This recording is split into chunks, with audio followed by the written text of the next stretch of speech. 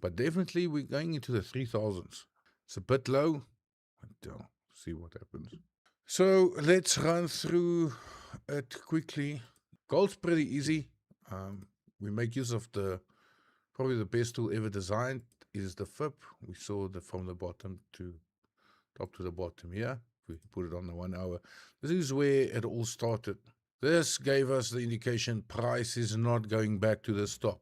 The price is not going back to this level. This is the indication. We're going downhill, and then our next level that we wanted to see was, are we breaking this zone? And as you can see, we broke it nicely, came back for a pullback, continuation, pullback again, retest, and we're going downwards. Okay. So then after that, today, pretty straightforward. There's no indication of price going back up.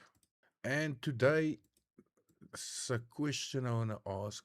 How could we possibly determine this high over here from price moving back up to over here? Pretty simple.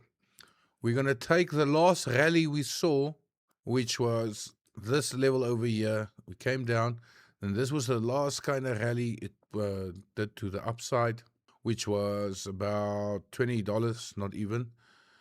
Came back down, was going to maybe form a structure, looked like it wanted to form the double bottom and go back up. But then we see the break of structure. And as you guys know, we're going to take from the break of structure high, the move from the high to the low.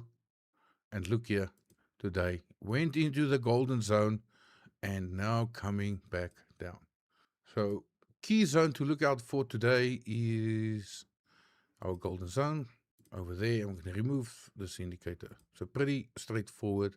We have this zone. If it doesn't break it, we are not going back to the top. And then we can add another one. We can add another one to see if it will even go to that golden zone again.